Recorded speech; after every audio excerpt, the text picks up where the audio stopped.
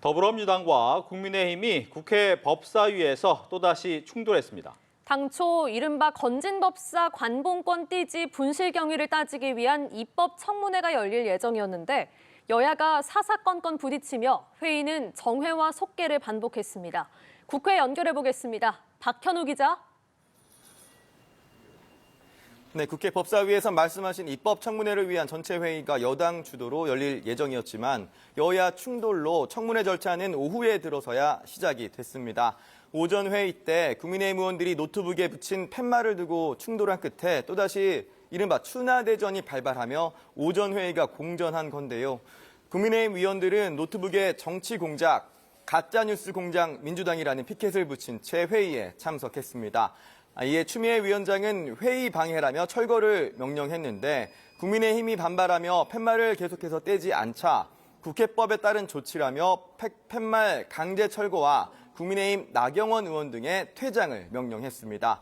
이 과정에서 추 위원장이 나 의원 등을 비판하며 이렇게 하는 게 윤석열 오빠한테 무슨 도움이 되느냐고 했고 나 의원은 여기서 윤석열 얘기가 왜 나오느냐고 받아쳤습니다.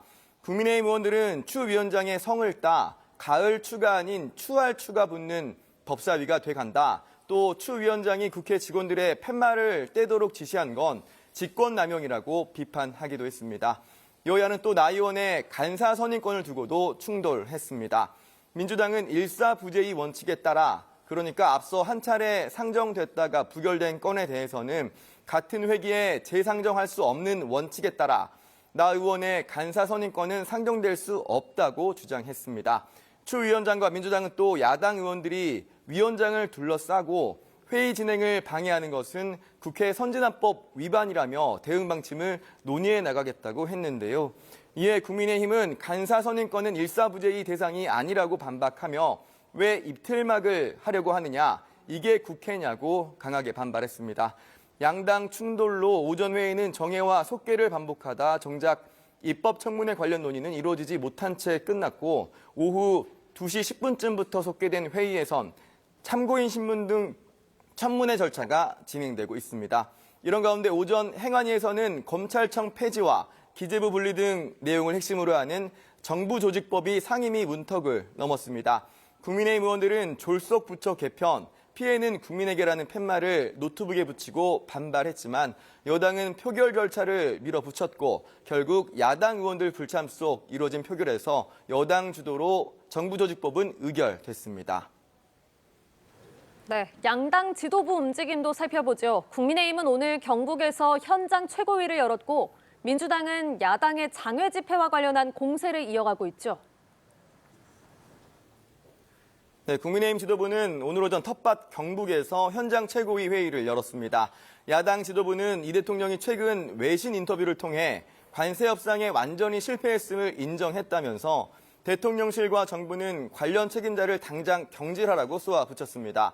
동시에 국민의힘은 민주당의 조희대 한덕수 회동설 주장을 가짜뉴스로 규정하고 서영교 부승찬 의원을 오후 경찰에 고발했는데요.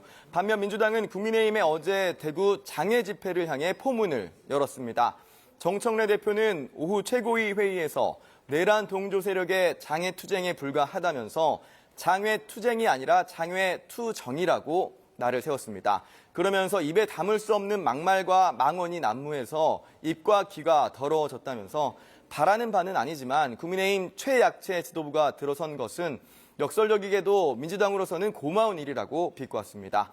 이런 가운데 국민의힘 내부에서도 장외투쟁에 대한 우려의 목소리가 나왔습니다.